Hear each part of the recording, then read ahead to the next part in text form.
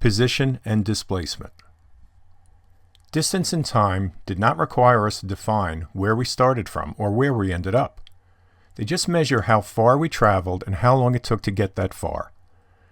When you run or watch a race, do you just want to know the distance traveled and how long it took?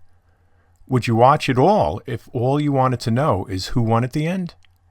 Would it even matter if the competitors ran at the same time or on the same course? Well, we find that it's the position of an object, where it is at a given time, that we find interesting. We will start with motion in one dimension. We'll use the symbol X to represent position.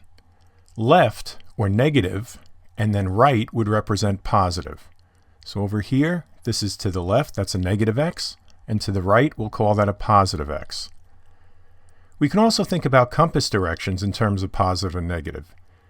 Normally, and you don't have to do this, but pretty much a lot of people do this on physics problem sets, north will be positive and south will be negative. East is positive and west is negative. Or up is positive and down is negative. Now that we've defined position, we can define a change in position. That's also very interesting. And we'll define it with all these words here. Change in position will equal the final position minus the initial position.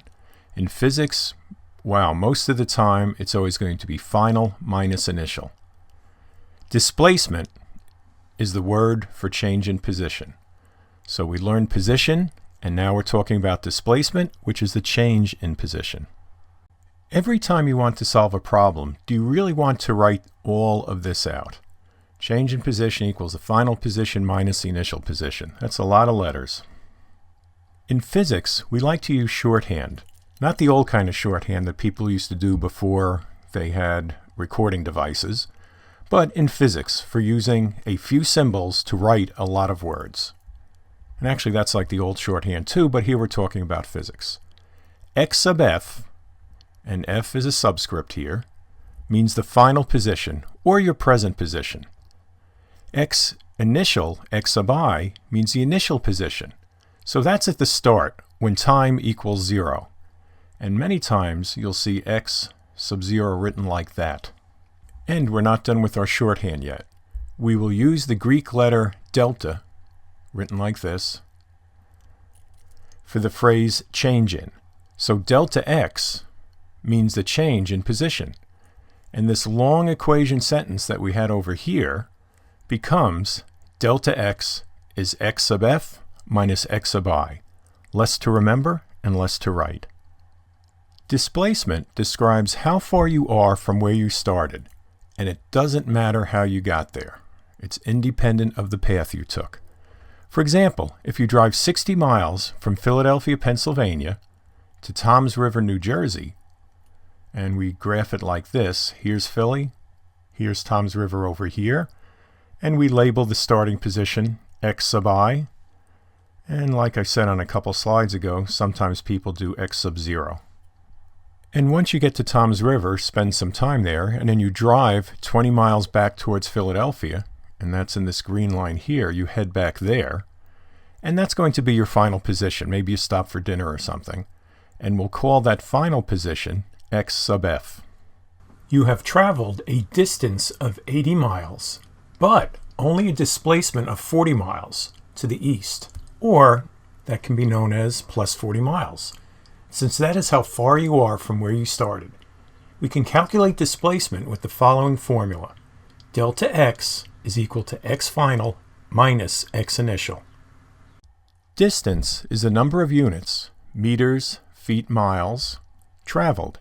It is a positive quantity or magnitude. For example, your car speedometer will not read negative numbers, it's just positive numbers.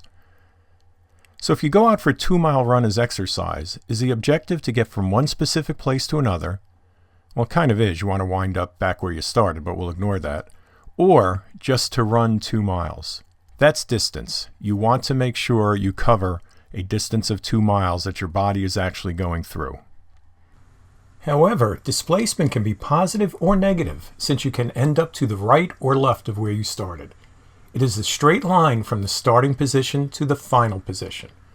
So in this case here, the displacement is positive. It goes from initial to positive in that direction. In the second case, the displacement is negative. You go from the initial to the final in the left direction. We distinguish quantities that have a magnitude, which is a quantity with units, for example, 5 kilograms or 3 meters, and quantities that have both a magnitude and a direction. So they would have a number here, a unit, and then a direction. Scalar would be a quantity or a number, positive or negative. They are physical quantities that only have magnitude. A vector will be a quantity that has both magnitude and a direction. So distance would be a scalar, because all it is a quantity, and displacement would be a vector because it has a magnitude and it also has a direction. We'll do a quick check here on vectors and scalars. So a scalar just has magnitude, and a vector has magnitude and direction. Time.